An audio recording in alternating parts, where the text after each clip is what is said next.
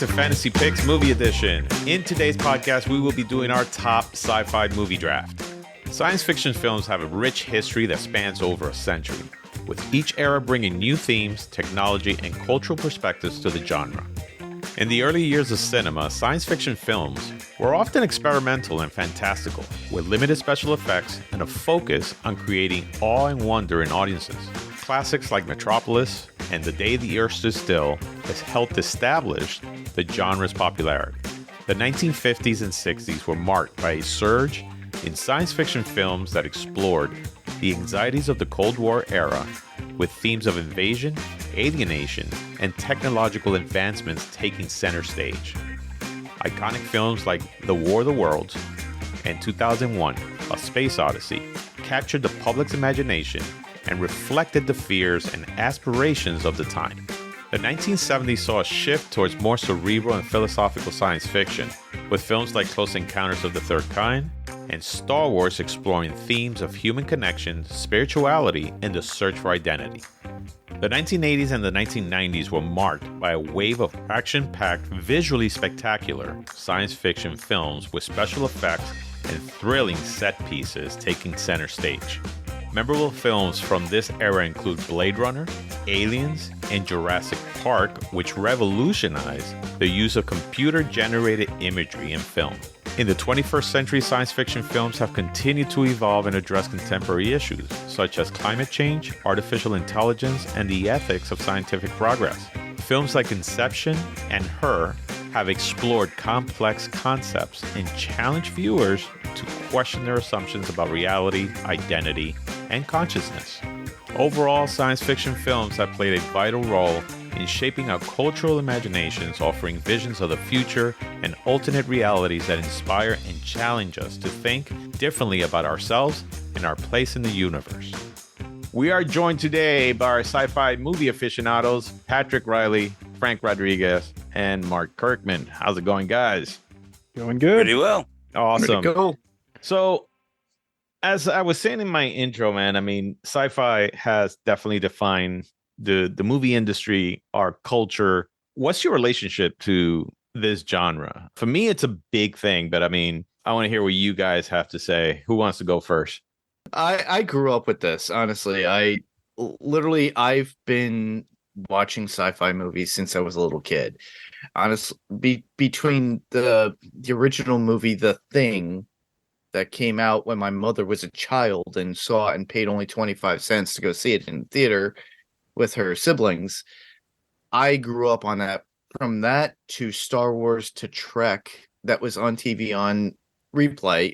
It's always on syndication, the original first 3 seasons of the original series, and then on. And we just love everything that comes out after that. I just loved it since. It kind of went into sci-fi horror too, which I do enjoy and I love. But a lot over the years, it's gone and moved on to other prospects like with Marvel and things of that nature. But I'm still grounded in the idea of sci-fi itself overall. For me, I mean, obviously, Rob, you know what I do for a living.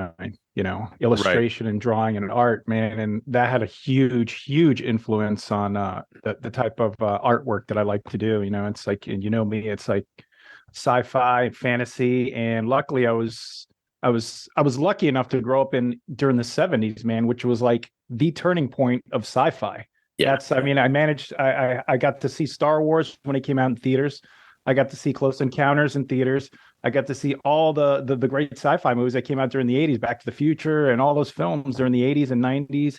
And, it was all about sci-fi and fantasy. And, it just played a big part in what I do for a living now. So it's like, it's always been my favorite genre. All right. So me and my relationship with sci-fi, I have to say that my parents warped the crap out of me as a kid.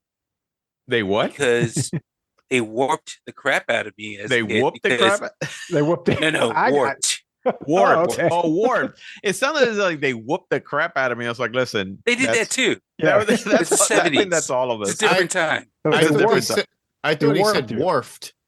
Oh, warp factor 5, warp factor 7, warp. But here's the thing. I went to the theater to see, yes, all the sci-fi movies, the same thing, Star Wars, all of those things. Mhm. But in addition to that, which it's a little off from sci-fi, but I also saw Dawn of the Dead in the theater at like 7 years old or so. Right. You know, The Exorcist. There's a lot of Barbarella. We saw Barbarella in the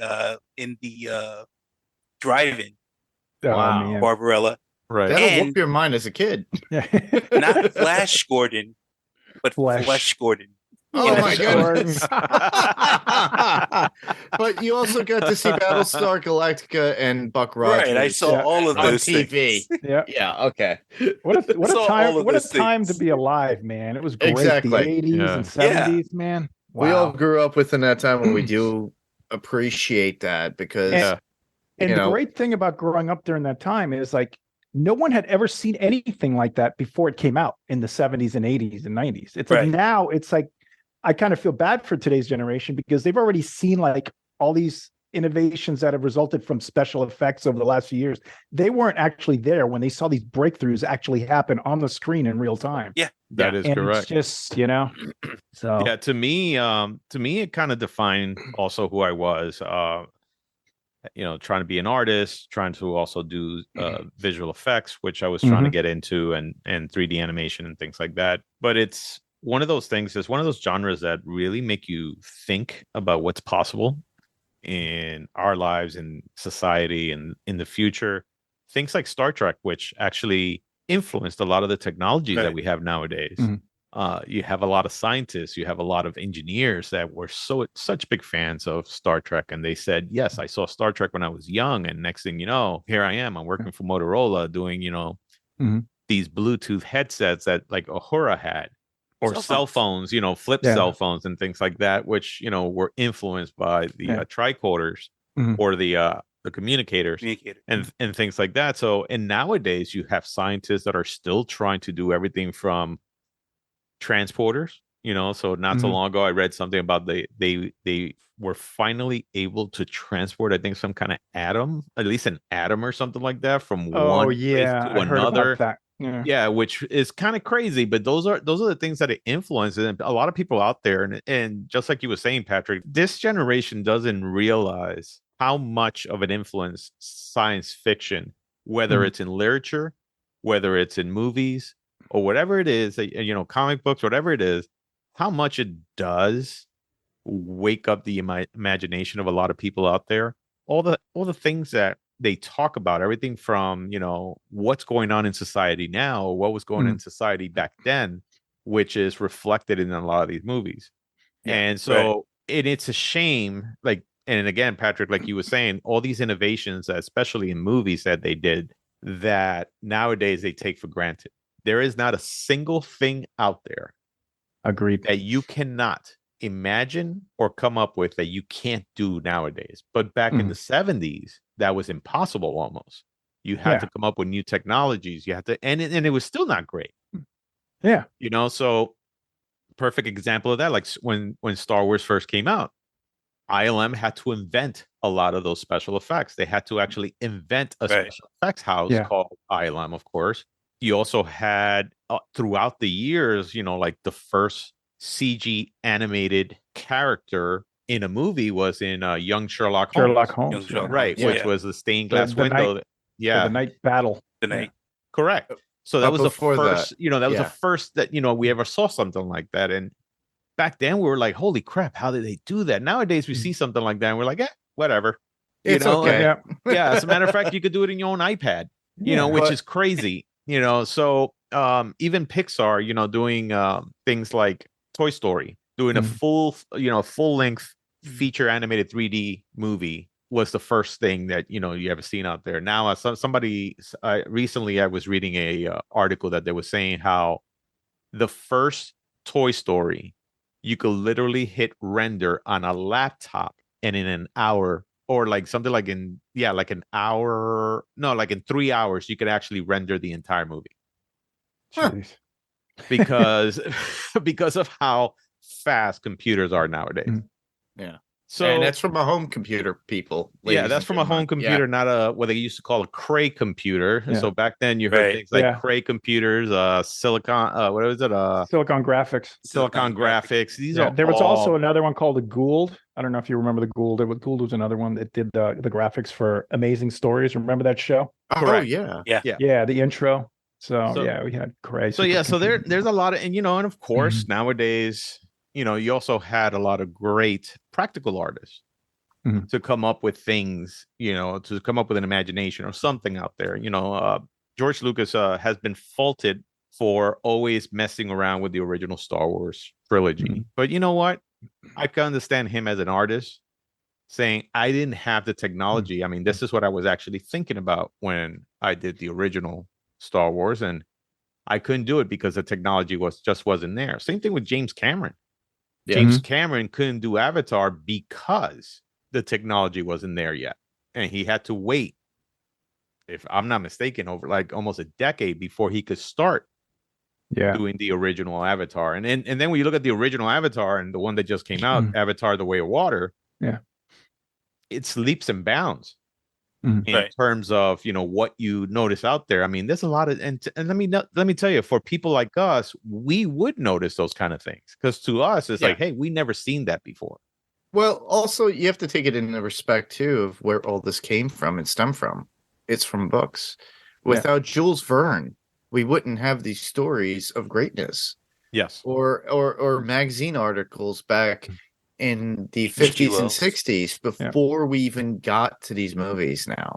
Correct. So it kind of gave us the foundation and gave us the amazing workmanship that we see visually within front of us, as well as in our own lives. Like you stated before, Rob, Star Trek literally is part of our life right now.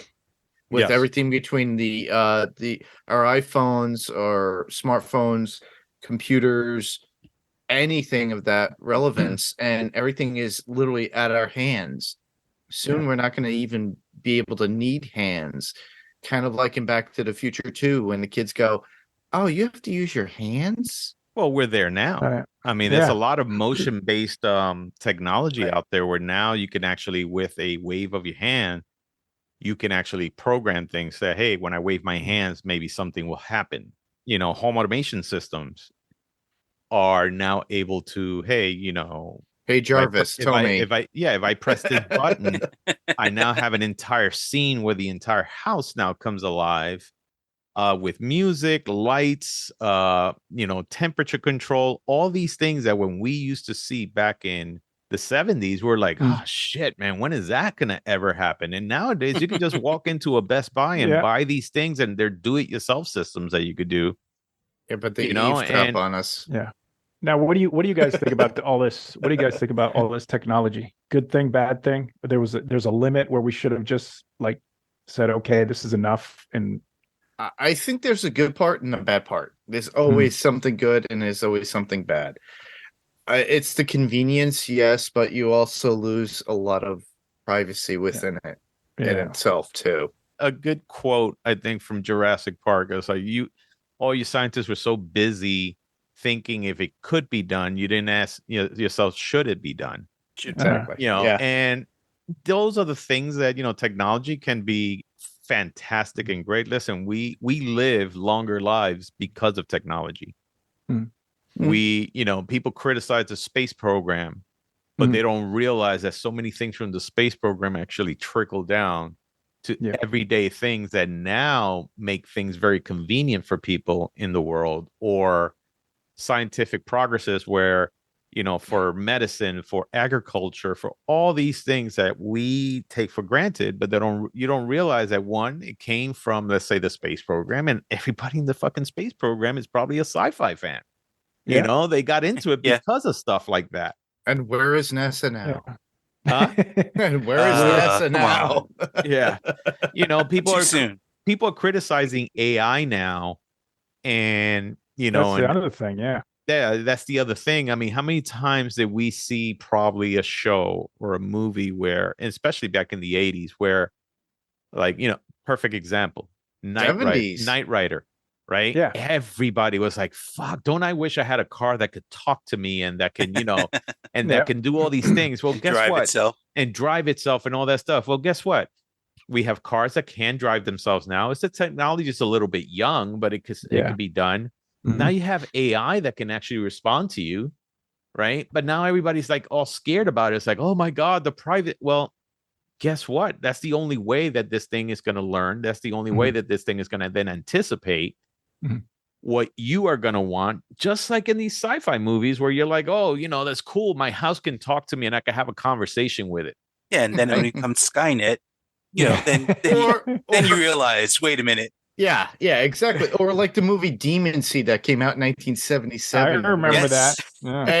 And the woman winds up impregnated by a super robot. Right.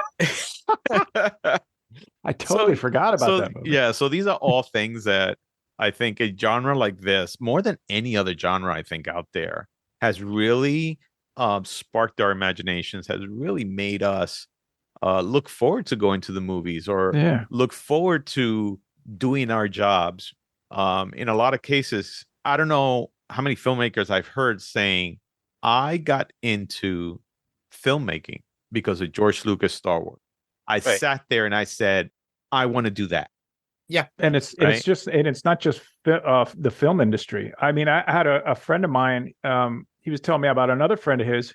He's a fighter pilot in the Navy. And he's a naval pilot. He said he got into that because of Star Wars, seeing them flying the X-wing fighters. He wanted to become a fighter pilot. So that's what he was flying. I forgot what he was flying, but yeah. So it's one of those things where sci-fi is. I mean, the word says it's science fiction. There's just nothing. There's nothing out there, I think, that has not been influenced by this. No, and we're living in amazing times now where a lot of these movies are looking so phenomenal. There are subject matters that we are touching upon that we can probably touch upon in other decades too. There are works of literature that are now finally starting to be explored, like the book the Foundation, which is now an Apple TV series, was something that has never been able to be explored in the past.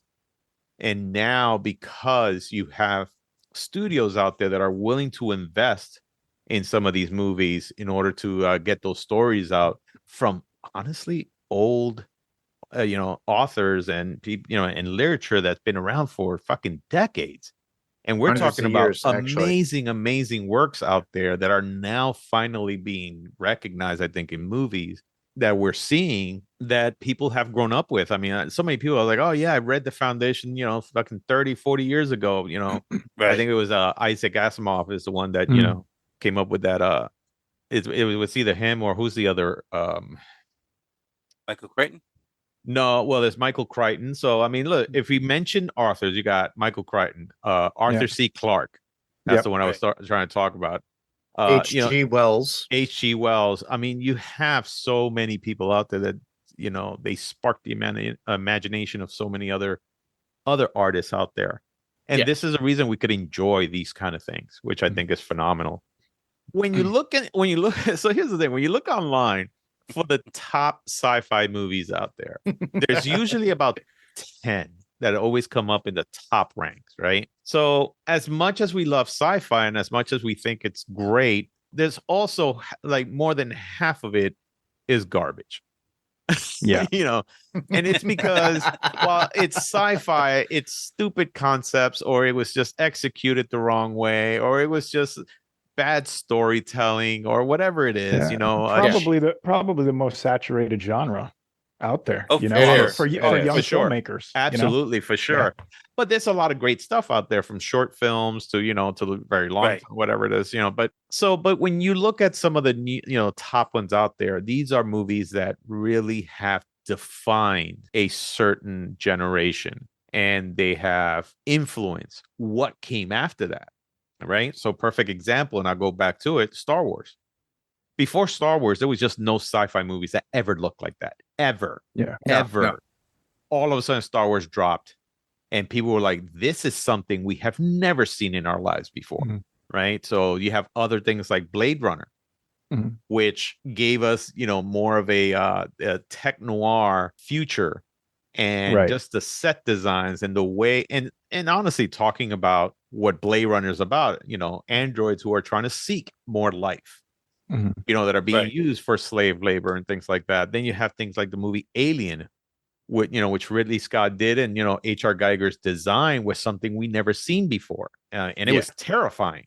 Mhm. Yeah. Right? It was Oh, yeah. it was just one of those movies that you're like, holy shit, what am I seeing? What did I just watch? And it wasn't until we got Jaguar's artwork brought to life that we actually saw a real alien. Geiger stuff. I have a lot of his books, and Same here.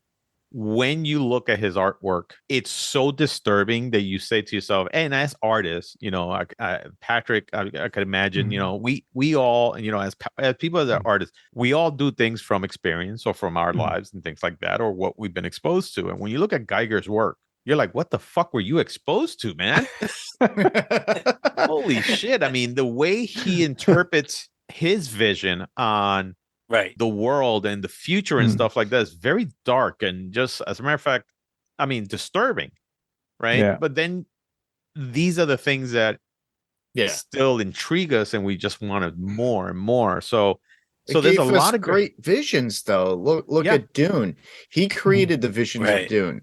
He gave us the visions of the movie Species, gave us Alien, right? And then, amongst other things too, Batman. He actually did visionary work within that too, which looked very sci-fi-ish. So there's great visionaries out there. Again, Steven Spielberg. Here's another person that just loves that genre so much that some of his movies are still considered some of the best movies that have ever been done, and are probably within the top 100 movies of all times. And some of those are sci-fi movies. So it's a genre that I think we all love, we'll all continue to love. And of course, we'll critique it because we love it so much, that we want to make sure that, hey, just don't give us garbage.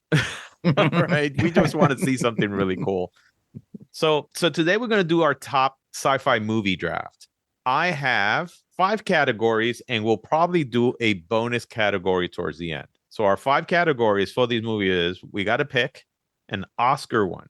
Right? What movie has won an Oscar? And I'm making it easy this time because it just has to be an Oscar and not a major Oscar. So major Oscars would be something like Best Picture, Best Director, Best Actor, Best Actress, right? So those are major categories in the Oscars. Or I believe maybe score is major. I'm not even sure. But that being said, any Oscar out there, I don't care if it was for fucking craft services. The second one's going to be robots, so you got to choose one for robots. The other one's going to be aliens. Hey, come on. It's a sci-fi movie. Of course, they're going to be aliens. And then, of course, sci-fi comedy. All right. Because there are some out there that are fantastic, and they make us laugh.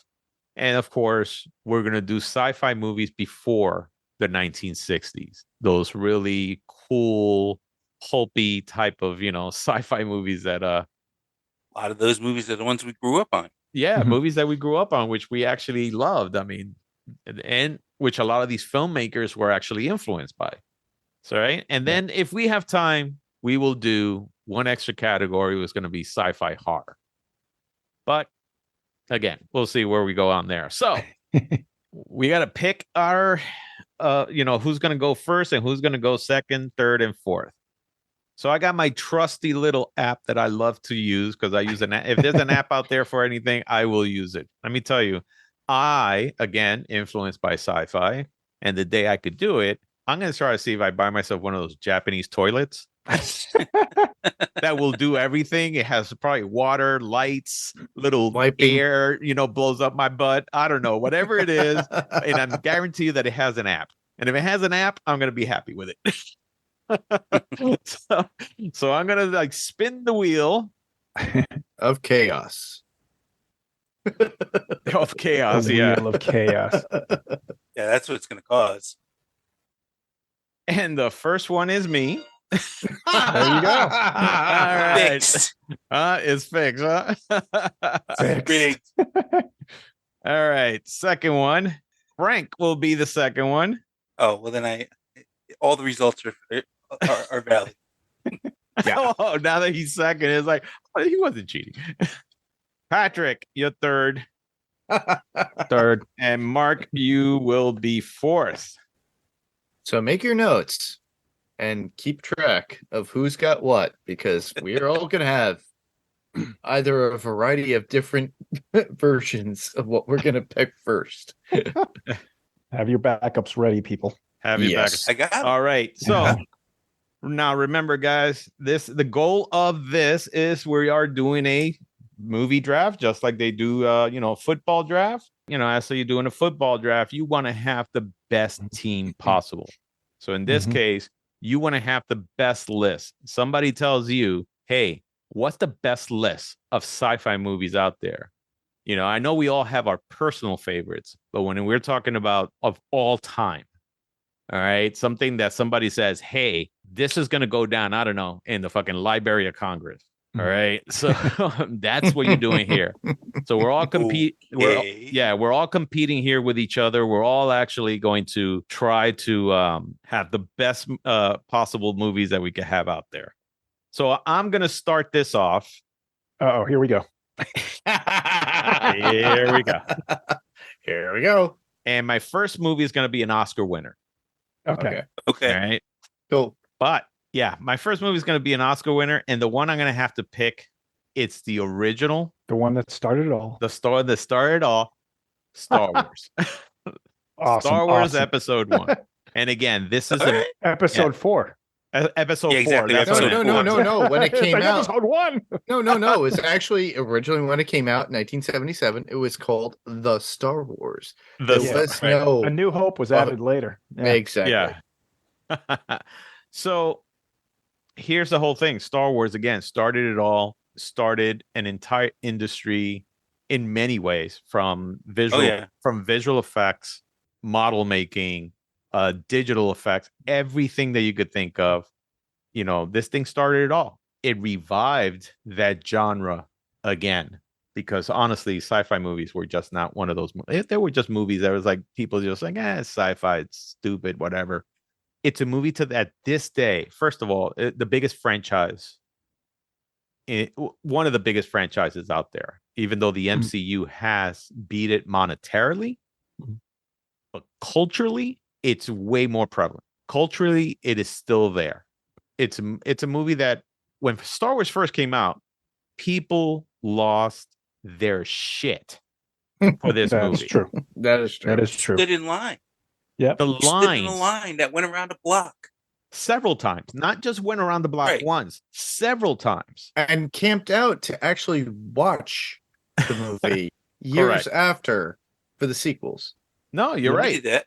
So We're all fanboys, so we all know this feeling. And like Me we and Rob said, went to school to see all three movies at once. yeah, and like what we were They did the talking about re-release. before, no one had ever seen anything like Star Wars, so that's got to be at the top of the nobody list. has ever seen something like Star Wars. Harrison I think Ford, what is it? Mark Hamill, Carrie Fisher became overnight sensations. Correct. Right. And also, it was one of those movies that spawned a shitload of sequels, prequels, And marketing. The marketing side, what I would call side movies. It launched Disney Plus. Why? Because The Mandalorian was the first series on Disney Plus, and people were signing up for Disney Plus just to see The Mandalorian. Yeah. So till this day, it is a movie that culturally has impacted us so much that's why I picked it, because it won, I believe, about Seven, I think. seven I think it was Oscars seven. or something like that. That's 7. Yeah, about 7 Oscars. And in the American Film Institute's list of top 100 films, it Of is all still time, the yeah. number one sci-fi movie that is, I think, in the top 10. Mhm. So yeah, so that'll be mine there. Still yet to be added to the archives because Mr. Lucas will not put the original 1977 version into the original vaults. Well, The original unedited version. You mean? You got to Correct. remember that that's no Yeah. longer Mr. Lucas. that's Disney now. So That is true because he sold it for what, $3 billion. I think there was also a clause in there or something I had heard that I don't know if it was Fox. Well, Disney bought Fox too, but there was a clause in there something that they're obligated not to release the original ones without George Lucas's there's say. something like that. Yeah, there was like a clause in there, something like Which that. sucks. Yeah, I mean, listen. Come I mean, on. listen. I would love to have the original version along with the edited versions. Yeah. Well, you can still get the so we could original. at least You can see still get the I know. original versions. You You just can have to get buy the. Harmonies. You have to buy the DVDs. I have So- the DVDs, and Yeah, you I can only get have the the laser discs. I only Too, by have the the way. Empire Strikes Back with the original. I didn't buy what New I would Hope? say. Yeah, New Hope or Jedi. I should have bought those. In Oh, the original. really? Yeah. Well, if I have a If- box if- set that has all three with the 90s reversions that Right. Lucas did, but it also has all three movies originally how they were cut. Yeah. That Yeah, were because they came Laserdisc out in a box. transfers. I believe they came out in a Yeah. box set Yeah. and they came out individual. So, all right. So the next one is going to be Frank. Right, yeah. Okay. And just for those who were wondering, and maybe you didn't know, Mhm. Han shot first. You what? I was there. Han shot. Han shot first. Oh, fuck yeah. Of course he course he did. did. What the hell? Yeah. All right. So I'm going to also go with an Oscar winner. Okay. And my choice is going to be Logan's Run. Logan. Oh, Logan's Run. Wow. Logan's that Run. is amazing. Cool. Yeah, Yeah. actually I covered that on Adrenaline Cinema podcast with my friend Jerry, and a lot of people love that movie. Mhm. Thank you for all It's the a great responses. movie. Yeah. It's a great story. I, at the time, was, I don't know why, but Michael York, I was like, yo, I want to be that him. dude's cool. Yeah, Jenny Agutter also, Yeah, man. Jenny Who- Agutter, yeah. Jenny Agutter, yeah. Oh man. Yeah. and who- where else can you see a PJ film where you could see a lot of boobs? Oh, yeah. Farrah Fawcett was also in it, right? Yep. Yep, she was. Yeah. That she was. That is crazy. So that one there. What year was that, Frank? I think that was just before Star Wars, it right? was. It was mid-70s, like- early 70s. It was like Yeah, it was it was- early it 77. was Okay. 76, 1976. 76. Yeah. Yeah. Star Wars was 77. Yeah. Got it. Okay.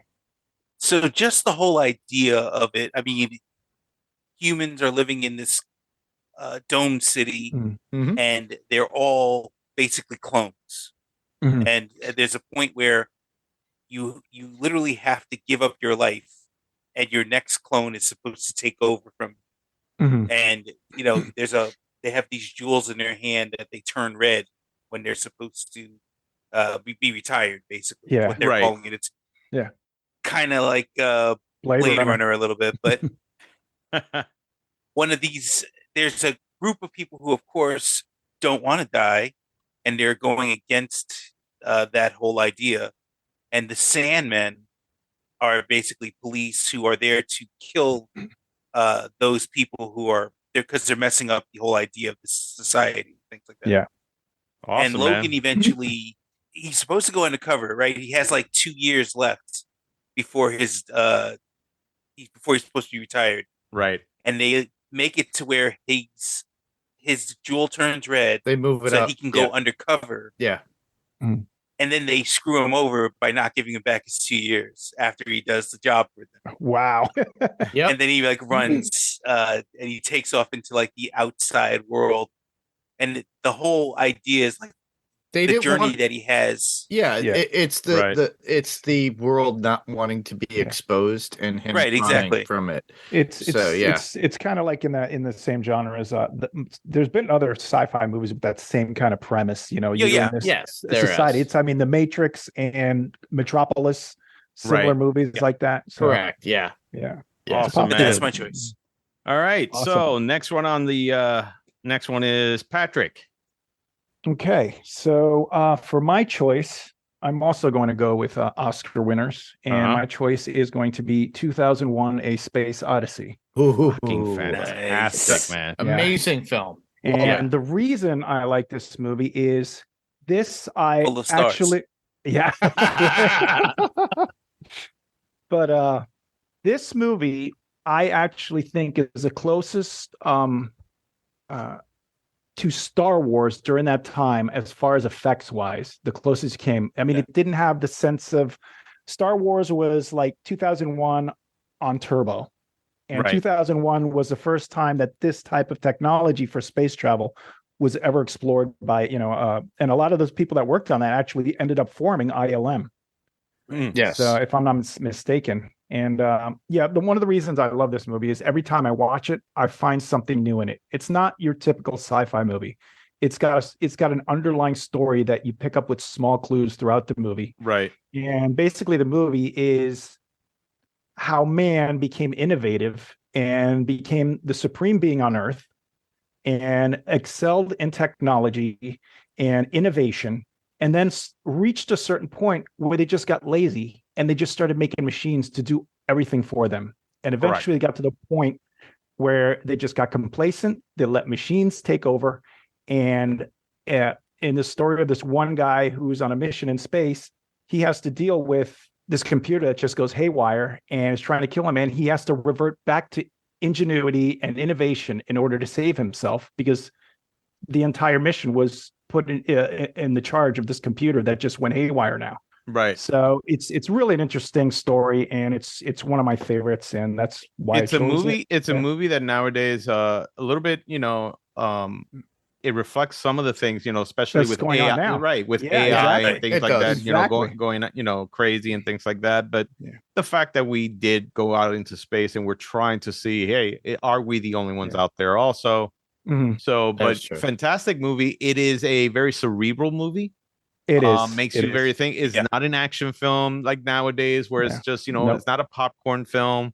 This is a movie that makes you think. It's a Stanley Kubrick film, the great Stanley Kubrick, which awesome director. Awesome director. I mean, fantastic. So yeah, great.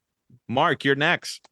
All right, I'm going to go off on a different realm. I'm going to go towards the movies within 1950s. Ah, okay. What movie are you going for? Well, here I'm tossed up between three, so I need somebody to pick between 1 and 3. You're supposed to pick. What the heck? No, because it's a hard throw for me, honestly. We're not gonna help you. You're gonna help me. Yes, you are. No, we cannot help you make your list better than ours.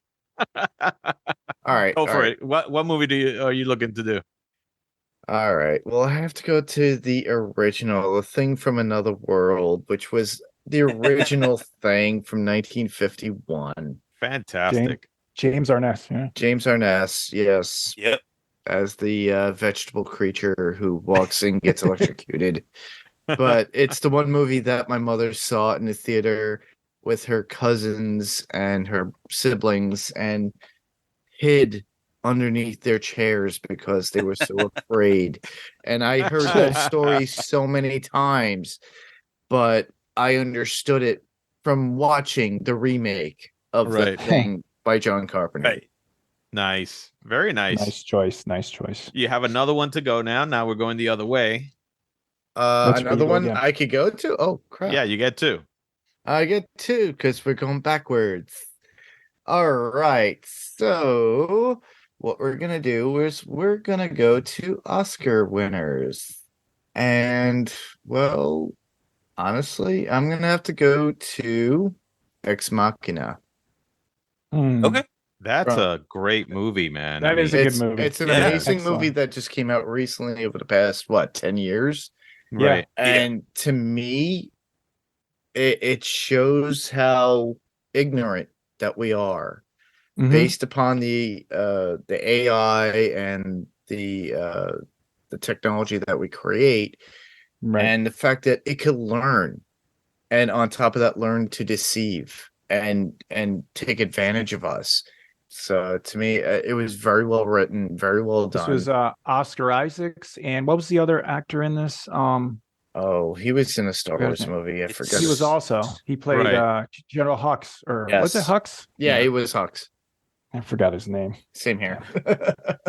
Yeah, good movie though. Really General good Hux. Yeah, it is a good movie. General Hux. Nice. Very good movie. Excellent. All right. So the next one is Patrick.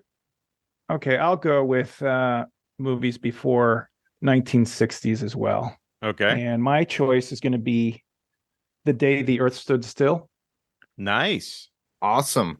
I don't know if you guys seen that. It's more of a They used a warning. real robot in that Yeah. movie. Yeah, Gort, man. Who can forget Gort? You know, I have a 3-inch. Klaatu Barada Nikto. Yeah, Klaatu. Yeah, but I have a 3-inch tall. When they re-released it. Oh, I have one too, a Gort, and it looks like Gort. it came in like a little 1950s package. Correct. It's like a paperweight. It's metal. It's heavy. But- yeah. Yeah, but I first saw that movie, black and white. Alien comes down to Earth. Obviously, Earth is very aggressive. They bring up the military. They don't know what the hell's going to happen, and this guy's actually here to warn us about our destiny. With this movie was made shortly after when we started the nuclear race, and came to warn us about having nuclear power and the responsibility it takes.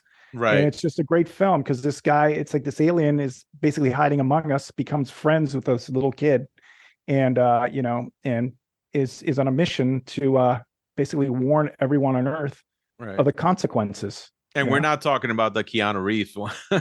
No, obviously not. No. All right. That's actually, it's a really good film. I liked it a lot. And again, it's like you're saying, the social commentary on it was just amazing back then on what we're doing to ourselves as human beings. So it was a great movie. All right, Frank, you're next. All right. I'm going to go ahead and stick with the before the 1960s. Okay. My choice is Them. Them. Oh my God. Them. Thank you, Frank, for doing that. It's one of my all-time favorites. That was part of my 3. It's a never look at ants the same way again. Movie. Yeah, it was all. I remember growing up. Yeah, it was nuclear enhanced ants, and they became giants, and they attacked people. I remember growing up and seeing that on, like, Rob, you remember Channel 9? Yeah. Yes. Oh man. UPN Channel 9. Yeah. They used to have, like, on the weekends, like, horror theater. Yep. And you'd be watching these movies, and I miss that. So good. You watch it nowadays, just like any movies in back in the 60s, and you could see the cheesiness of it. But back then, back then, again, that's another social commentary on nuclear weapons and what nuclear technology is doing to us and everything. So excellent movie. All right, so you guys stuck with that, but I'm not gonna stick with that. Here it comes. Here it comes. So I am gonna stick with robots. And the one I'm gonna pick. Gee, let me guess. I'm gonna pick Blade Runner. Good choice. Yeah, so Blade Runner, again, considered probably one of the top sci-fi movies of all time. Not only because of how beautifully visually it looks, but it reflects a lot of things. One, it talks about slavery, which there's the undertones of that. It talks about somebody people trying to get more longevity out of their lives, and how they are basically held hostage because of that, because of a corporation. Also, it talks about corporate America, on how much they are controlling that part of the robots' lives, who are actually sentient beings. But let me tell you, it was visually beautiful. The soundtrack by Vangelis was insane, I think. One of my favorite movies. Yeah, it is one of my favorite movies. Harrison Ford, again, fantastic in that. Yeah. Rutger Hauer, my God, man, amazing when it comes to perfect. That. Yeah, I fell in love with Sean Young. Sean Young. I mean, she was just such a beautiful character in this whole thing. Before she went crazy pants city. Before she went crazy, right? Art direction on this was just amazing. Well, the art direction was actually taken from also H.R. Giger as well. At certain points. This was more Sid Mead. Sid Mead. This was a Sid Mead type of design more. Yeah. That where exactly. So Sid Mead was another artist that influenced what they call, I think they call it future noir or something like that, where a futurist. he's a futurist, where his artwork influenced a lot of movies out there, influenced a lot of technology out there. So fantastic movie. So that's gonna be my my robot movie there. All right, excellent choice. All right, so so I got another one to go. You got another one. I got another one. Oh, that's right, you're the last guy. Yeah. Hold on a minute. Let me just make sure I put this in the right category, because I put it in the wrong one. This is why we can't have nice things, Rob. I know, right? Let me tell you, the windshield in my car. I told you guys I got a brand new car. Mm-hmm. Yeah. Oh, what'd you get? Yeah. I got a Nissan Maxima, 2020 Nice. Nissan Maxima, really nice. I was cleaning the car the other day with my buddy Zach, and out of nowhere we noticed all of a sudden the windshield had a huge crack on it, and we're like, "Where the fuck did that come from?" Wow. Yeah, it was just like it was there one moment, and the next second, huge crack, like halfway almost across the entire thing. We're like, nothing fell on it, and the only thing that we could think of was temperature. Right. Yeah. So when I look at the Carfax, they did change that windshield about 2 months ago. So I went back and they gave me a brand new windshield. They didn't charge me anything, but that was crazy. I was like, and it was funny how Frank, the way you said, I actually stood there, and as I'm standing there, I'm like, I just can't have nice things, can I?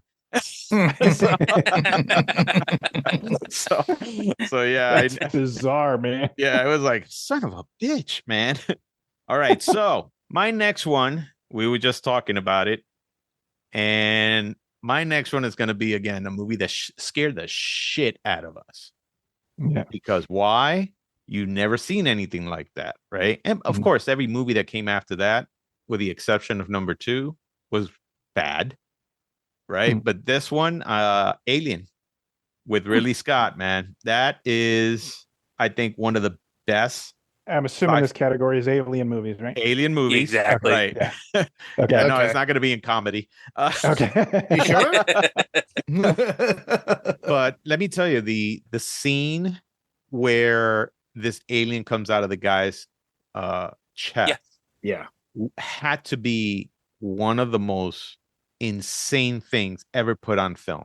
Yes. One, because Ridley Scott did something really cool, which was he lingered in that scene. Like nowadays you don't see a scene like that. Nowadays, what will happen is that, it will bust out, and they're like, all of a sudden everybody's, scrambling to get, something to kill it. And all of a sudden it becomes an action scene. Yeah. Ridley Scott, what he did was he just lingered on that part.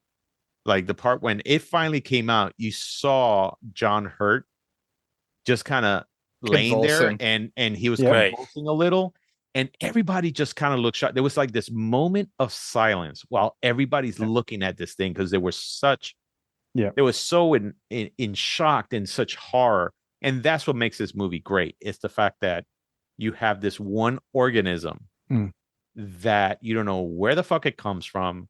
It bleeds acid. I mean, that was just a fantastic fucking exactly. The whole concept behind the alien, the way it reproduces and its entire nature was just phenomenal, genius, man. It's genius on that. So it was absolutely great. And that's why, I had to pick it up. Go ahead. Just to add to that, you know why that scene comes off so well? Yes. Because they didn't know. They didn't tell what was going to happen. Yeah. Well, Veronica Cartwright, I know she didn't. They knew something was going to happen. Reaction. They didn't know. Yeah. I spoke to Veronica Cartwright about that exactly. I'm going to say 1996, and she goes, we were not told anything. Right. And they wanted our genuine reaction. Now, mind you, this is 96 before we got the DVD or all that stuff, commentaries. They might have been there for Laserdisc, but I didn't have a Laserdisc. Yeah. But she told me, she goes, Mark, it was just crazy for the fact they kept things hidden from us. Right. And I got that thing splashed, and I got the look on my face. Sounds like a fun shoot, man. And the thing is that they were all horrified, but they got it in one take at that point, which was That's perfect. Awesome. Yeah, they said that. I just Go ahead. No, I just wanted to add one more thing about Alien, which is the story. I mean, as you all know, it's written by Dan O'Bannon. And the original story is basically it originally took place on a World War II B-17 bomber. Yeah. And it wasn't an alien. It was actually being attacked by gremlins. Yeah. And they changed the story for it. But at the same time, in 1981, the movie Heavy Metal came out. And I don't know if you remember the B-17 scene. Yes. Right. Yeah, They took that from Dan O'Bannon's story, the same story that was used for Alien. They kept it on the B-17 instead of gremlins. It was zombies that were, activated by the Locknards. So that's the whole connection. There's a movie with what's her name? Chloe Grace Moretz. Chloe Grace Moretz, which is also on a bomber, but this time they did do gremlins. They did it. Yeah. They I actually still have not used seen it. it. I've heard of it. It's actually really good. It's pretty good. Like it's actually, What's it called? It's something in the clouds or something, or Nightmare in the Clouds. I forgot what it is. I forgot what it's called, but yeah, I'll look it up. It's like under the. Who knows? Yeah. All right. We've seen it. Patrick, it's good. You are next. Go for it. Okay. Let me see. Let me look at my list here. All right. So I'm going to go with alien movies as well. Okay. And we just spoke hang about. Oh, I'm sorry, Frank. You're the one. Oh, Frank. Frank is next. I'm sorry, Frank. You're next. Frank. It was Shadow in the Cloud, by the way, ladies. Shadow in the Cloud. Yes. That's what it was. Sorry, Frank.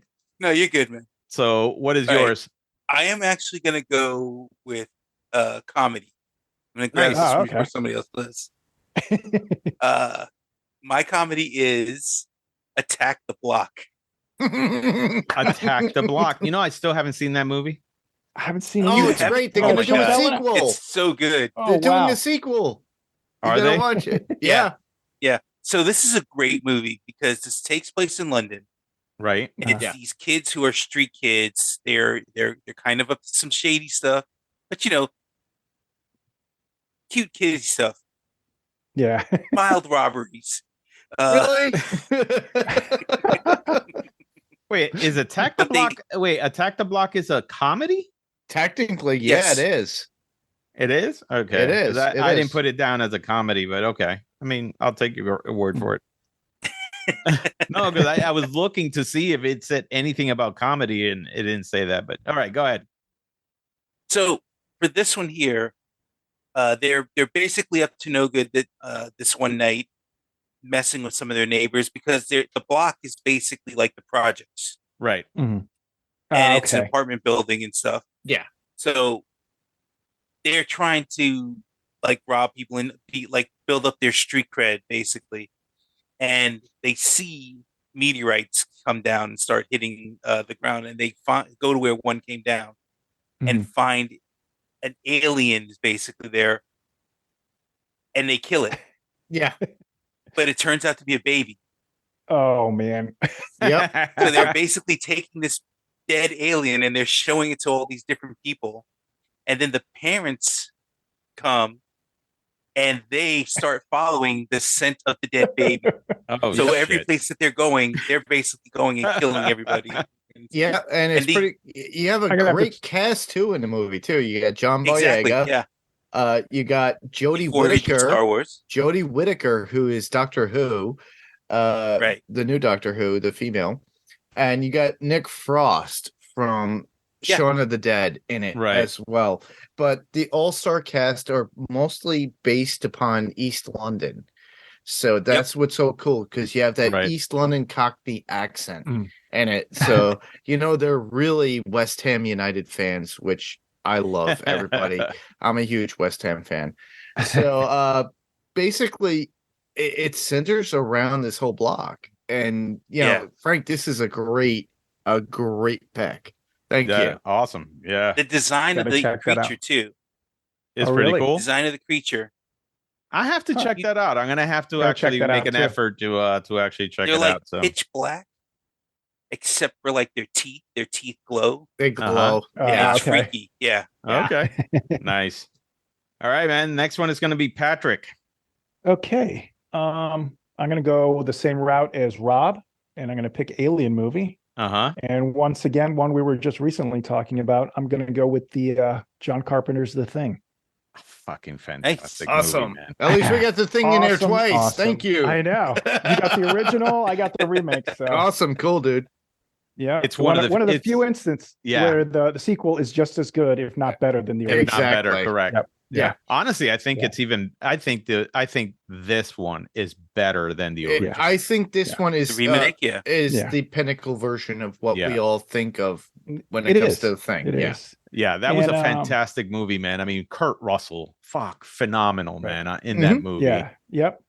Everybody was great in that movie. Yeah. And one of the things that I love about this movie is, first of all, I mean, it was loosely based on the original one that took place in the Arctic, in an outpost. And just that alone, everybody's isolated and they're living in this outpost. Mm-hmm. And then all of a sudden they discover this alien. And the unique thing about the remake in the 80s, John Carpenter's, is that this wasn't just an alien that has a shape and form.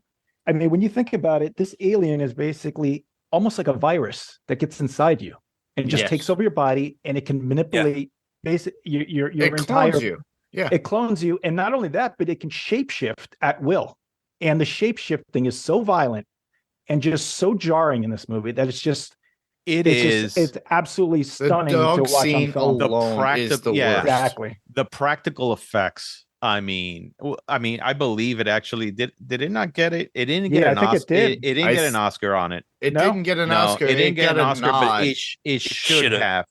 Because that was Rob Bottin. Rob Bottin. Yeah. Fucking phenomenal, man. And let me tell you, it will scare the shit out. Even till this day. You sit there and you watch it because first of all, it was John Carpenter is the one who did the theme for it, the score. And it's such a great score. But just it was actually him mixed with Ennio Morricone, who did the Good, the Bad, and the Ugly. Correct. They both like did their scores for it, and traded off on it. So it was excellent. From the cinematography, it's just a phenomenal movie. I mean, till this day, it ranks as one of my top 10 up there. So another great thing about it is you have these guys that, like I said, they're isolated. And you don't know who the thing is. Right. That's the whole thing. They don't trust anybody. They don't know who's the thing, and they have to figure it out. Even towards the end, and spoilers out there, but you got two people that are left after they think they destroyed this thing, and both but you still left wondering, one of these guys was it right? The alien and stuff like that. So even if you were the alien, you probably don't even know if you're the alien until the last second it wants to reveal itself, which is the really creepy part. So. All right, so that's fucking fantastic pick, man. It's amazing. Yeah, it's almost as good as my alien pick. They're both up there, man. Almost as good as my alien pick. All right, so Mark, you are next. Well, I did Oscars before? You did Oscars, and you did movies before the 60s. 60s, yeah. So I will do robots. Okay. You're gonna do robots, okay? And it will be one of my loves, especially when they came up with an HBO show for it.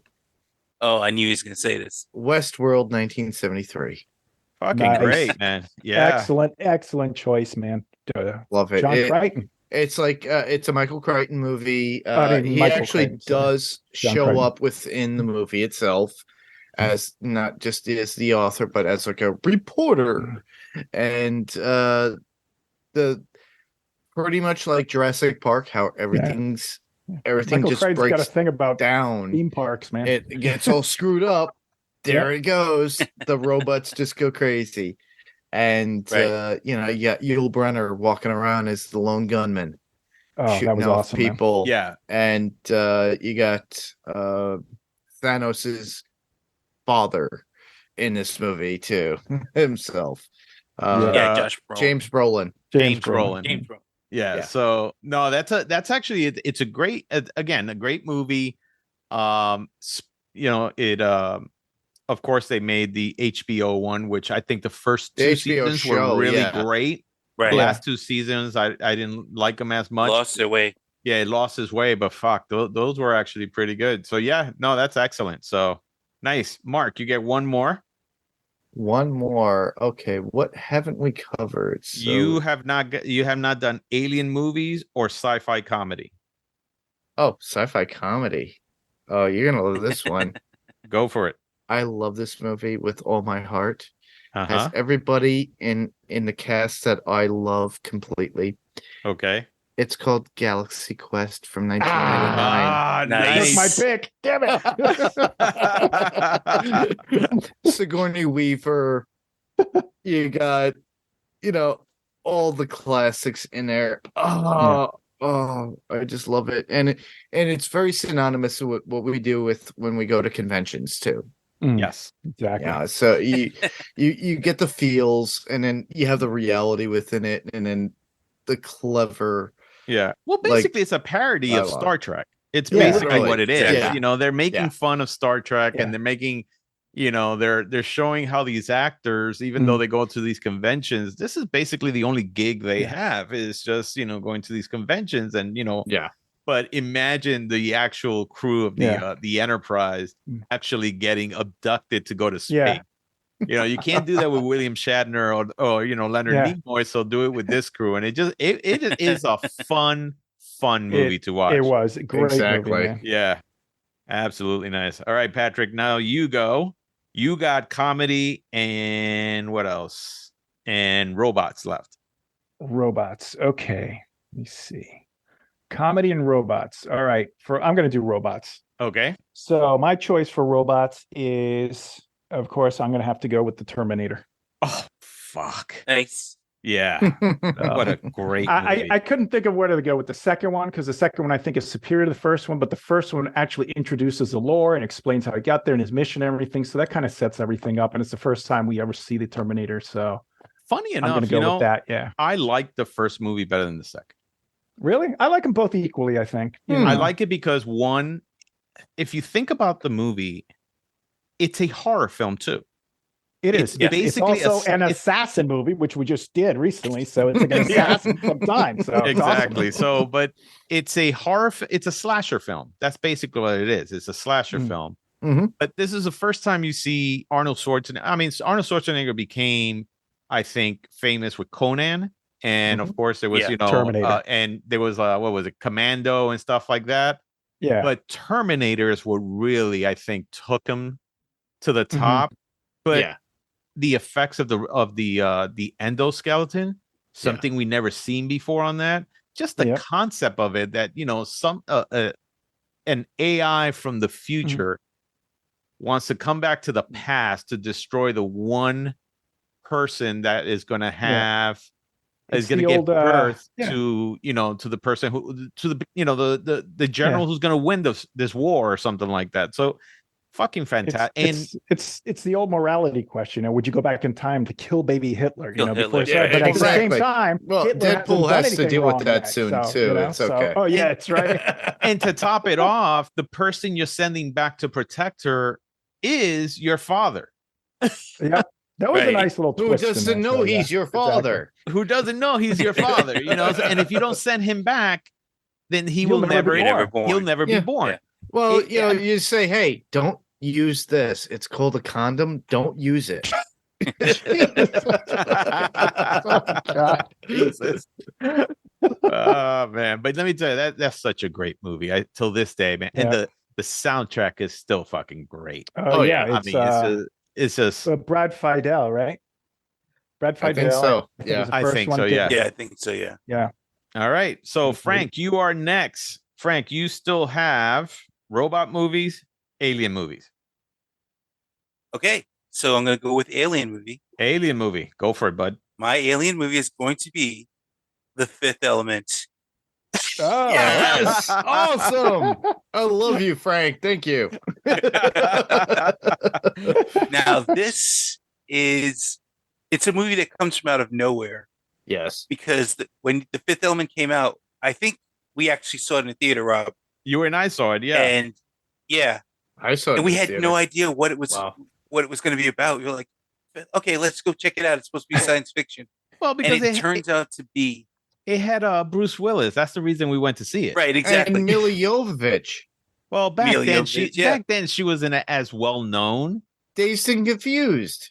Yeah, but that's Dazed and Confused. I mean, but in this movie, I think this cemented her, I think, in the genre. Like, That it did. Oh, yeah. Without this shoot and go on to the werewolf movies that she. And let me done. tell you, it makes that also makes a good comedy movie too. So it does. Yeah, it does. I was actually, the funny thing was, I actually did have it as one of my comedy choices. Yeah, but it is a comedy too. My alien movies were The Thing and The Thing from Another World. Oh, sorry, man. Okay.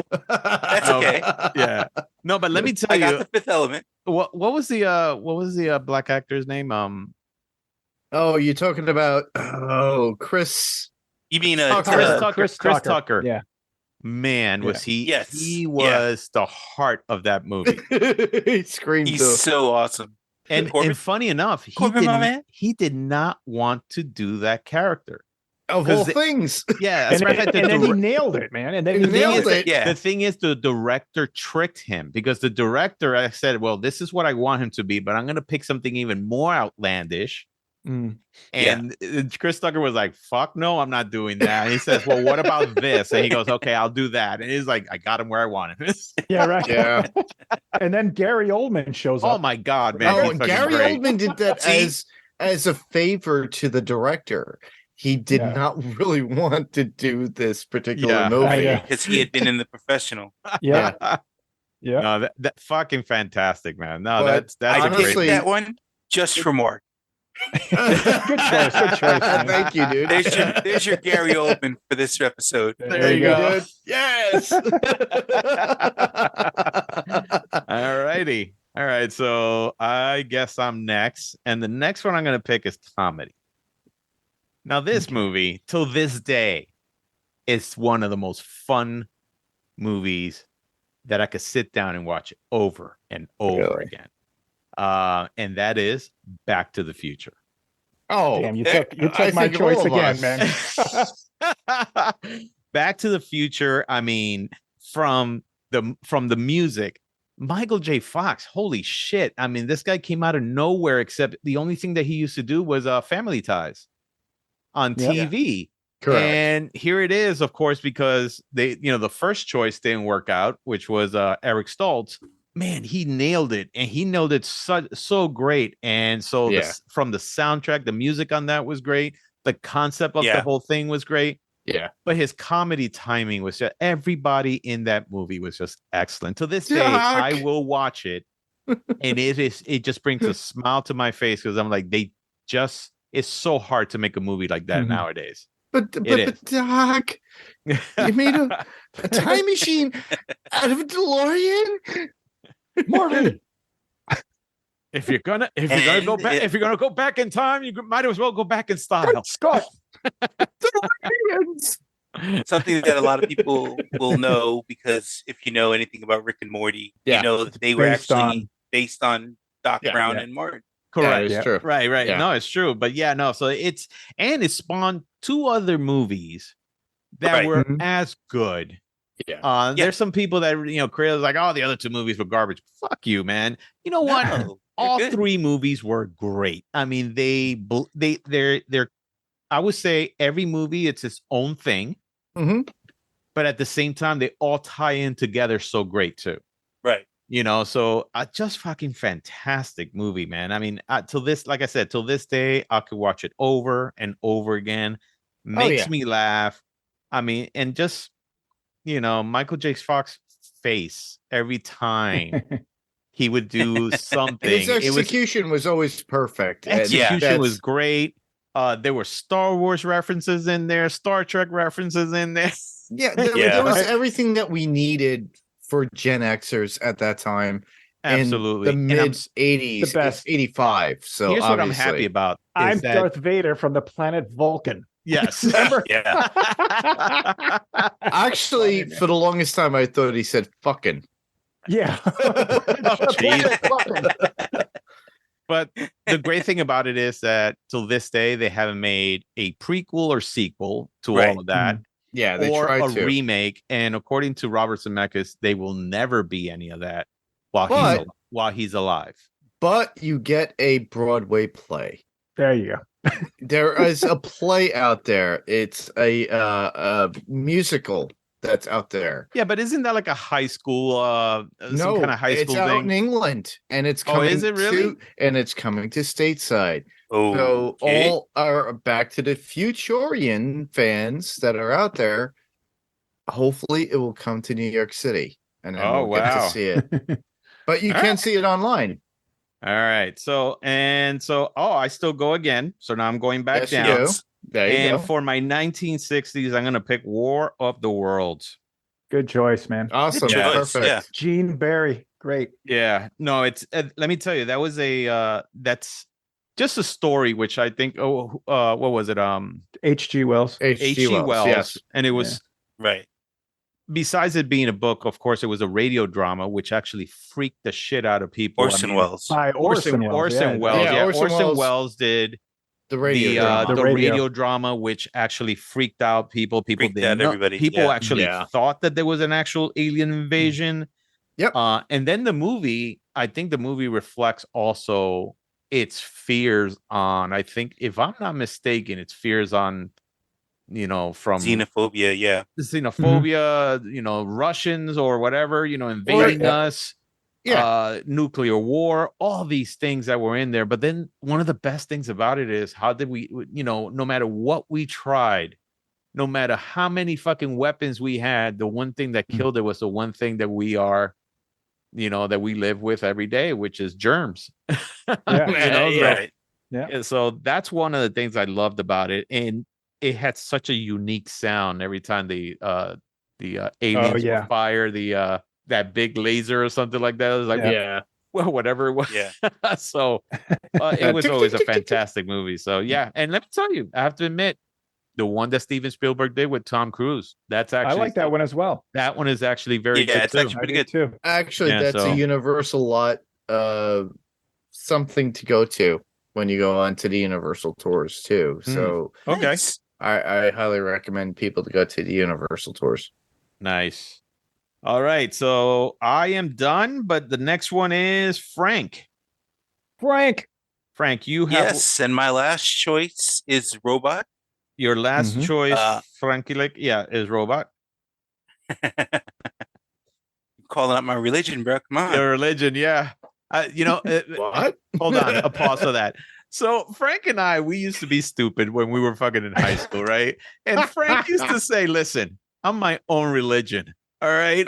And he's like, some people are Catholic. I'm Frankie Lick. Frankie Lick. So we will all worship Frank once a week. It wasn't as bad as I used to do something very stupid, which I used to say that I'm God. And I used to get out in front of traffic and put my hands out and stop cars and shit and go, stop, you're in front of God. And Frank used to tell me, it's like, one day they're just gonna hit you and keep going, man. These are the stupid things that you do when you're in high school. Yeah.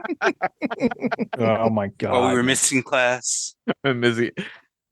All right, Frank. So Robots is your last one. Robots is my last one. I'm going to pick something that's more recent. Okay. Well, not super recent, but WALL-E. Oh my God. Wow, WALL-E. I just watched that the other day. Yeah. WALL-E is so much what is going on. It's such a fun movie. Now. Yeah. Even now. Yeah. And it's kind of interesting because it does show you something that we could find ourselves, a situation we could find ourselves in. Correct. As much as we're destroying the planet, really just trashing it to where the point where we actually leave and have robots doing everything for us to a point where we don't move, we don't get any exercise. They do everything. And what has to save us? This little junk robot, So yeah.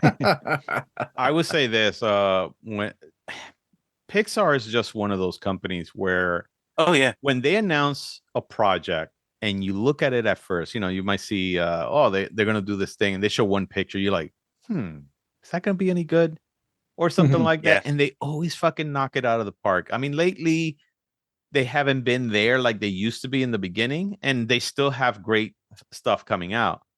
Right. But the fact that they made a robot which does not have any, what I would say, any ways of Barely got doing any dialogue.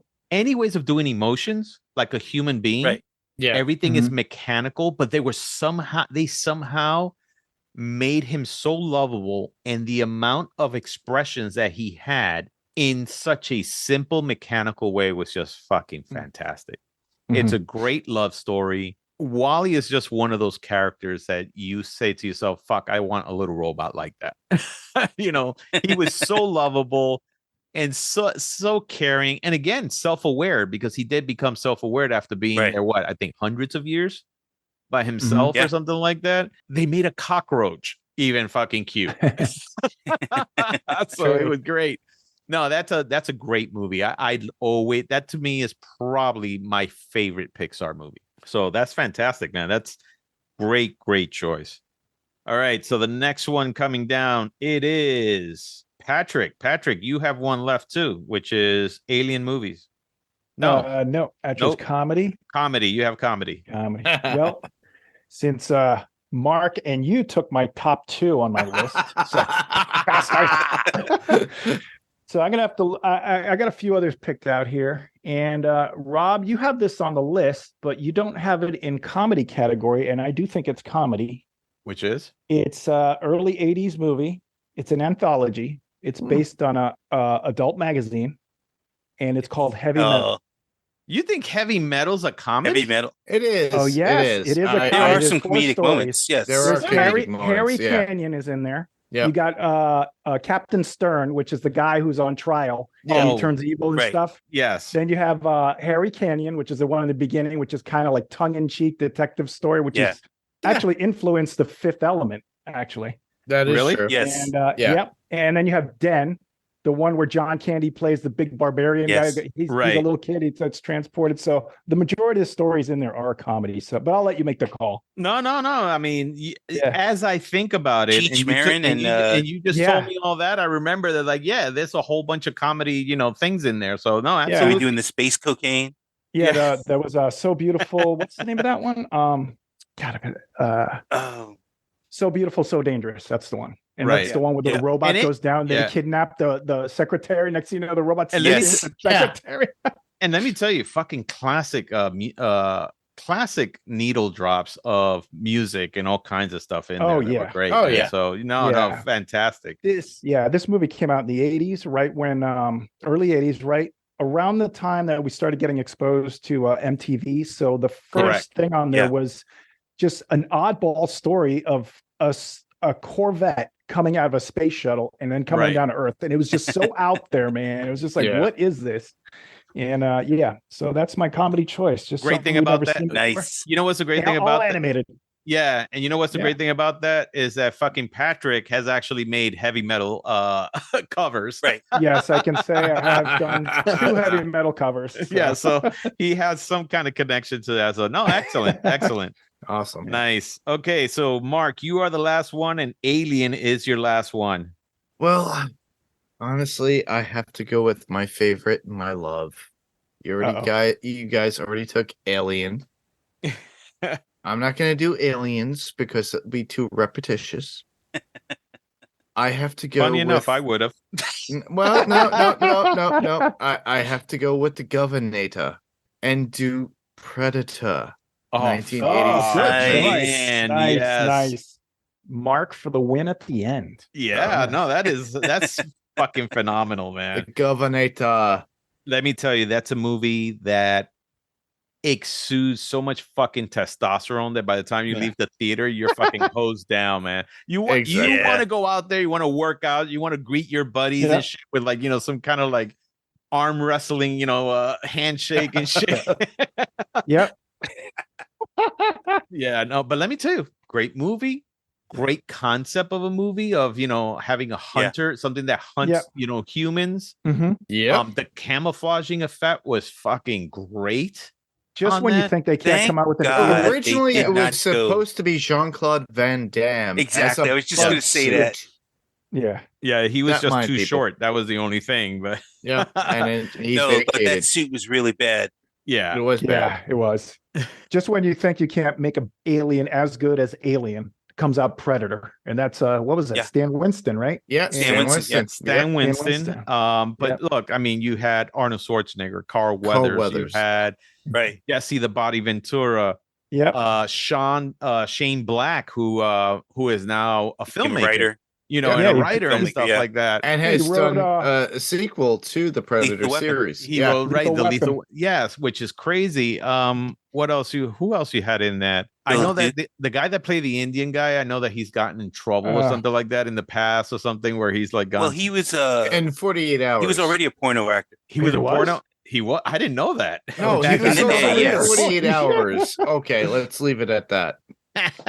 Okay. He's a Sonny Landham.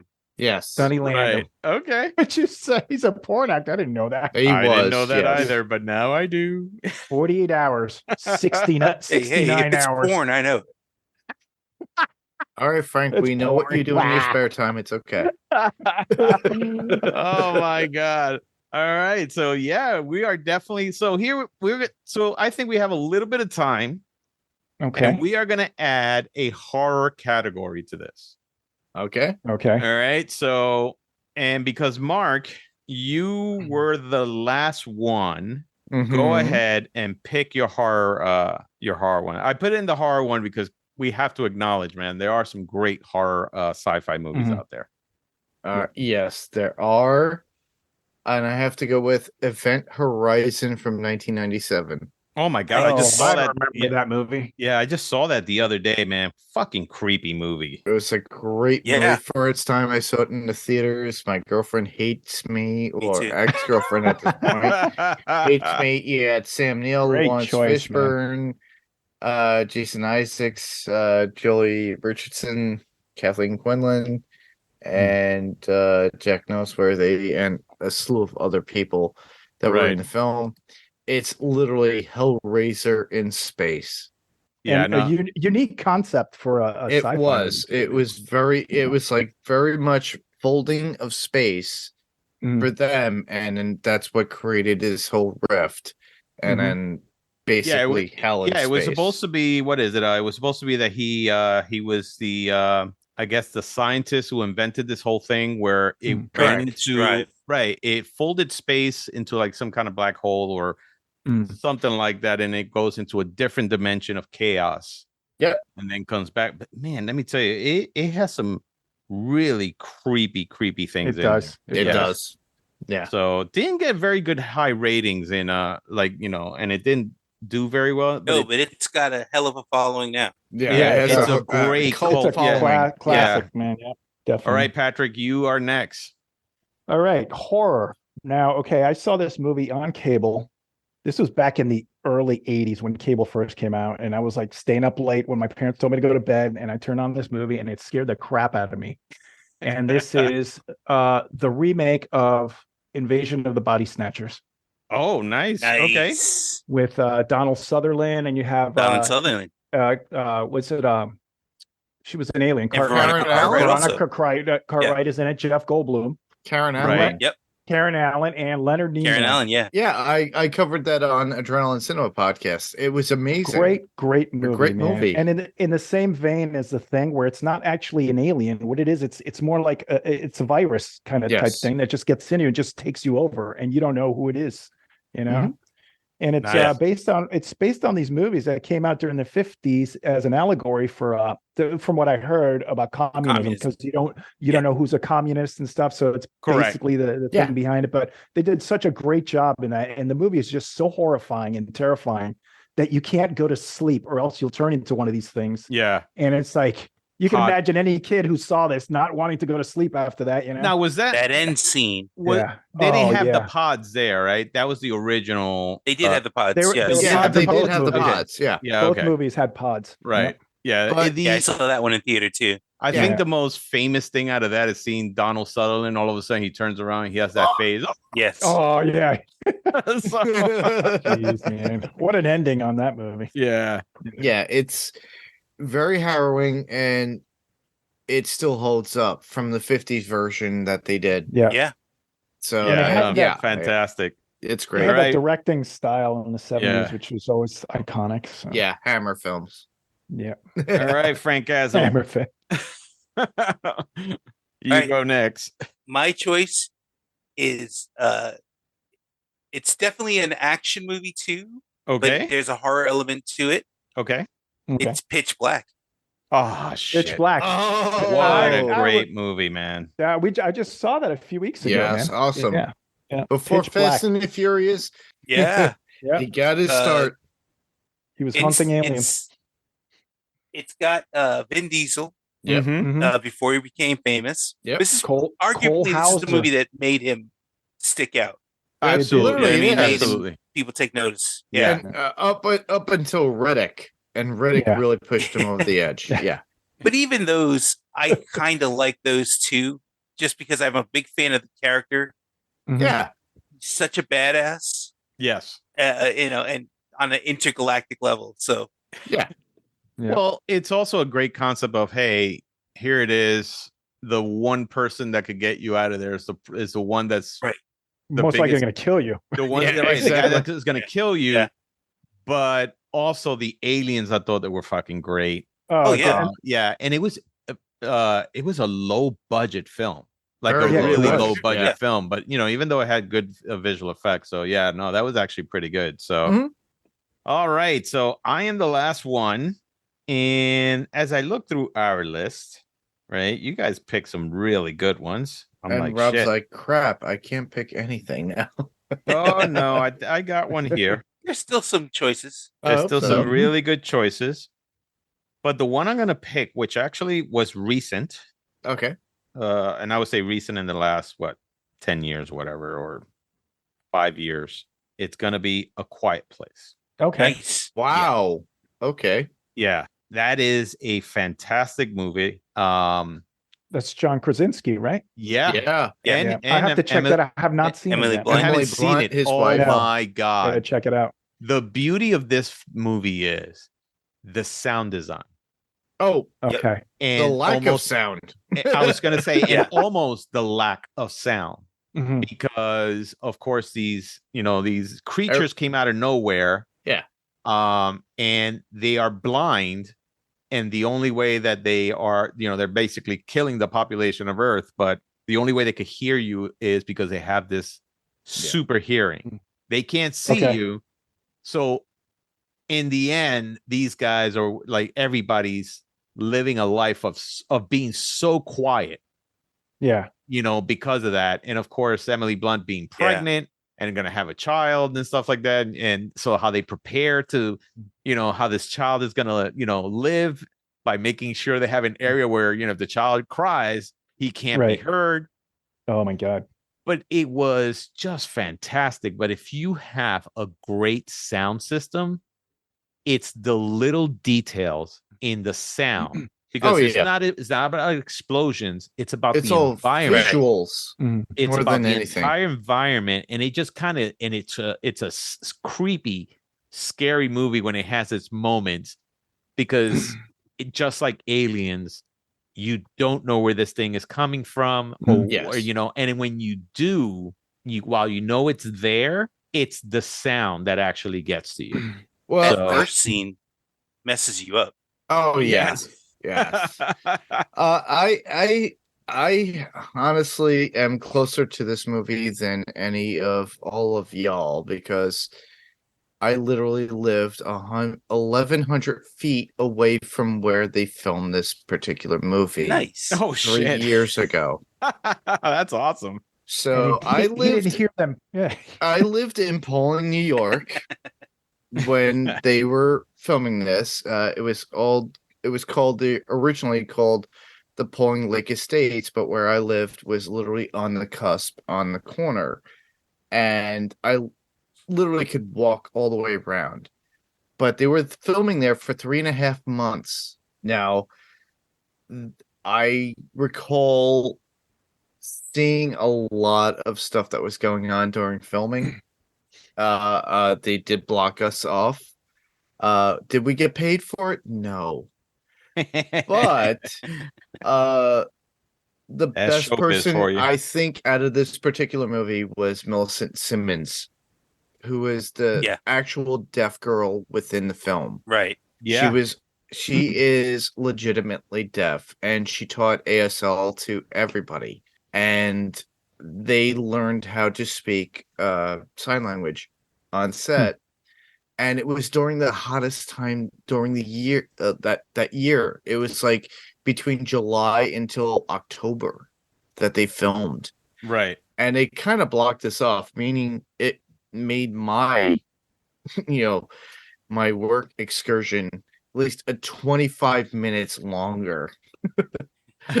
So it kind of sucked, but in the sense that I left at the overhead shot when you see John Krasinski sitting on Right. top of that cylinder looking above, and it was like a drone video of it going over. They had to block out my house at that time. Nice. Okay. My mom goes, they blocked out our house. I'm like, yeah, because we're not supposed to be there. She goes, yeah, I know, but we're literally right there. I'm like, yeah, Mom, shut up. But it was an amazing thing to hear it. I think it was the night before I had to go to a Walker Stalker in Philadelphia, and I wound up hearing gunshots 3 times.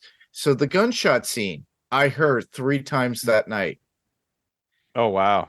And I'm sure that John Krasinski hated me because I put my Marshall cabinet outside because I was hearing all this crap and I had to go to bed. I'm like, fuck you. And I just cranked my guitar cab and just rang out. I think my neighbor was cheering for me for doing that. Oh man. Because literally if you don't know how films are made, and I'm sorry, John, if Mr. Krasinski, if I did that. But no, you're not. The thing is that every night I came home from work, it looked like daylight because they had a spotlight. Oh yeah, all the so bright that you could not go to sleep. And I was in a basement apartment, and literally all I saw was daylight, and I had to pull my curtains and black everything out. But oh man, the movie was amazing and incredible, and very much Academy winning, in my opinion. And the second movie was as good as the first. Oh yes, there's supposed to be a third movie coming out now, but no, it was just an excellent movie. Patrick, when you get the chance, see it.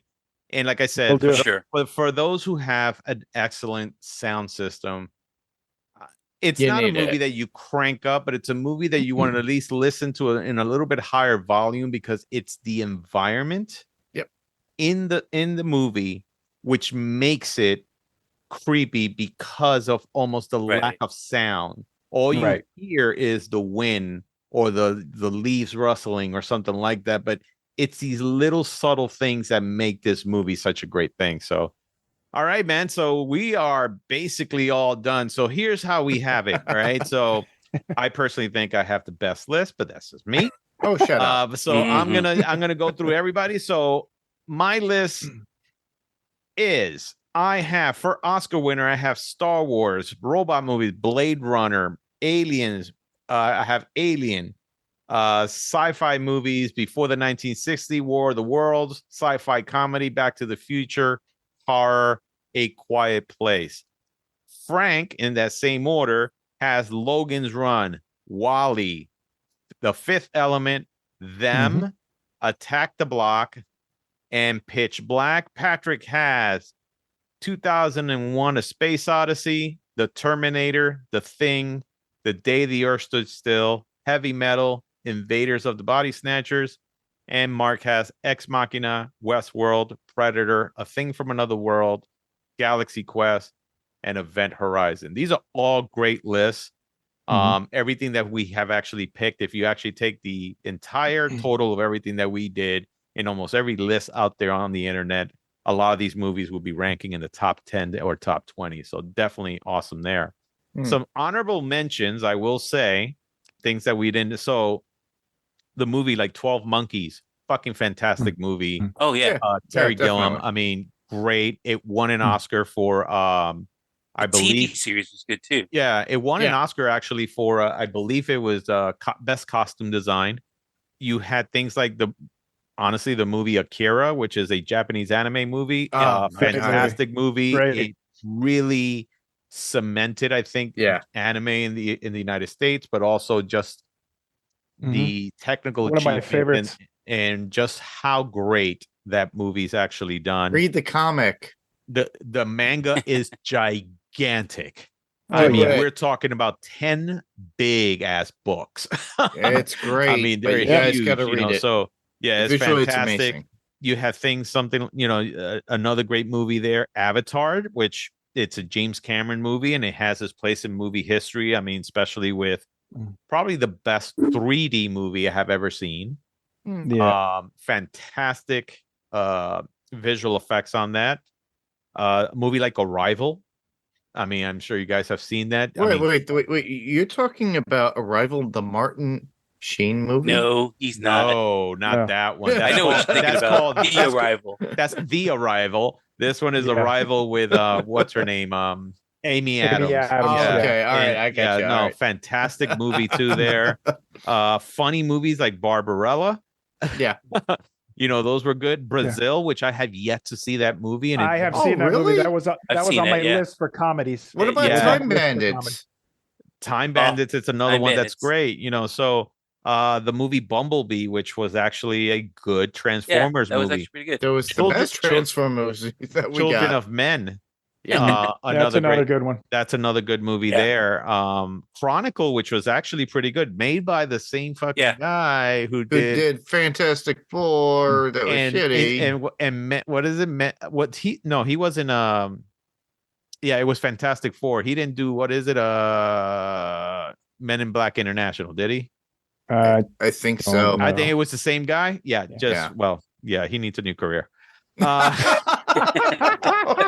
Sorry to say that, man, but Close Encounters of the Third Kind, what a fucking great movie. That was amazing. That was on my list of that's another great movie. That was honorable mentions for me. So you got movies like Cloverfield, Cocoon, Contact. You have Dark City. I always liked that movie. Dark City was actually pretty good. Dark City is awesome. Dark City is amazing. Demolition Man, which I have a little bit of. I have a little bit of a what is it? Problem? No, it's just I know the conductor. Oh yeah, I met the conductor too. Hello. But we can actually Rob, we should cover that on Adrenaline Cinema podcast just for fun. We should. So the movie Dune, especially the latest one that came out last year, my God, fucking fantastic. Yeah. Dredd, also much better than the Judge Dredd movie. Oh, Carl Urban. But let's be honest, man. I mean, another movie that honestly I wish we could have put on the list, E.T. the Extraterrestrial. My God, what a fantastic movie. One of the most iconic scores ever to be put on film, I think. Until it was redone on Blu-ray and DVD. What do you mean it was redone? Oh, they redid some visuals. You're talking about they did some little guns and stuff. But then they put the guns back. What did I do? Exactly. So Escape from New York. Oh, that's another great movie there, man. Awesome. Yeah, absolutely. Snake. There's a comedy movie out there that I fucking love, which didn't get that much recognition. They were hoping that it would be the next Ghostbusters. It was called Evolution. Yeah, that's a good movie too. Yeah, with same David writers. Same writers as X-Files. David Duchovny and stuff like that. I mean, fantastic. I thought it was a great movie. Movies like Gattaca. Yep. Forbidden Planet is really good. Yeah. I want to add one for robot movies, which I don't think got enough praise. It's one of my favorite robot movies, and that's Pacific Rim. If you're into kaijus, absolutely, man, absolutely.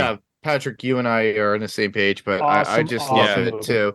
Yep. So we have movies like Ghost in the Shell, Gravity, Her, which is a very interesting movie on AI again. What we talking about AI, Inception, Independence Day, another blockbuster summer movie that was a fun movie to watch. Yeah. Metropolis. Yeah. Metropolis. The Matrix. You have the Matrix. You have Jurassic Park. Holy shit. That's another amazing Planet movie. of the Apes. I don't know if you guys are the into Planet original. So one of my the original. Great. Another one, Looper, very good movie on that. Mad Max, Loopers, Mad Max 2, Road Warrior, or Mad Max The Fury Road Road. Holy shit, that was actually good. Mhm. Original Men in Black, fucking funny movie on that. You had other movies like let's see here, very quickly here. Prometheus wasn't bad. The Fly. The Fly, oh my god, man, great movie with great visuals on The it Fly. too. Clockwork Orange also. Clockwork Orange. Orange. You had Yeah. another one, Star Trek First Contact. All the Star Trek films, honestly. Well, not all of them. Well, there's a few, but you take your pick. All the even ones. All the even ones. All the even ones were great. Movies like like The Empire Strikes Back, still considered to this day the best Star Wars film out of all of them. Right. Yeah. Starship Troopers, another fun movie. Oh, I love that movie. Great movies are great tongue in cheek, and it didn't take itself RoboCop seriously. and all that crap. It did not do that by the same director who did RoboCop, which is another great movie. Yeah. You know, so that's fantastic too. Starship Troopers, awesome. Starship Troopers, the original RoboCop. Yeah, the original RoboCop. No, right, exactly. And we talked about Terminator 2, Judgment Day, fantastic. The Abyss, which I always liked that movie a lot. Good movie. Yeah. The Abyss. You had movies like The Invisible Man, the 2020 one that came out. The Invisible Man. With Kevin Bacon. Hollow Man. Yeah, which Hollow Man. Hollow Man. No, Invisible. That's the new one. The new one. I know what you're talking about from with the girl from Mad. So wasn't it with Kevin Bacon or something? No. Hollow Man was with Kevin Bacon. That was Hollow Man. Okay, that was like 20 years ago. Then. Yeah. No, this one actually they made it where instead of it being like I took a potion or something. This is more of a stealth technology kind of thing, which I thought that was a really nice touch on that. Another great movie that I dearly love, The Martian. Oh yeah, such a great movie. Iron Giant, which has so much heart. You remember that? You remember that movie? John Carpenter's Starman. You remember that movie? Yes. Yeah. Starman. Yes. Actually, another minor classic. I used to like them. I love that absolutely movie too. Great movie on they that. They made a TV show. Yep. Stuff like Tron, of course. Total Recall, THX 1138. These are all great movies. Honestly, one of the funniest sci-fi movies for me, because I love it, has so much little quotes that I love, is Weird Science. Fantastic. Why are we wearing bras on our heads? heads? We quote that all the time. It's a young Robert Downey Jr. in that too. That is true. Correct. So those were all great movies. And I mean, that's just like the tip. I mean, those are just the tip of the iceberg on some of the great sci-fi movies that are out there. But for everybody out there, who had the best list? Who do you think had the best list? Let us know. You can always write us at me. Fantasy Picks Movie Edition at gmail.com. You can also find us on Facebook and Instagram. And of course, our podcast is on everything from Apple Podcasts, Spotify, or any of your choices out there. It would greatly help us if you leave us a review. And of course, you leave us a positive review. That also helps us, get noticed a lot better. So that's our show for today. I want to thank Patrick. I want to thank Mark, and I want to thank Frank for coming on. These are always a lot of fun every time we do our top, our top picks. It's a nice little battle. It's a nice little competition on that. And it's something I always look forward to with you guys. So very quickly, where can I find, who has what, do your plugins right now? Patrick, you're on what? What is that? Instagram? I don't even check there anymore.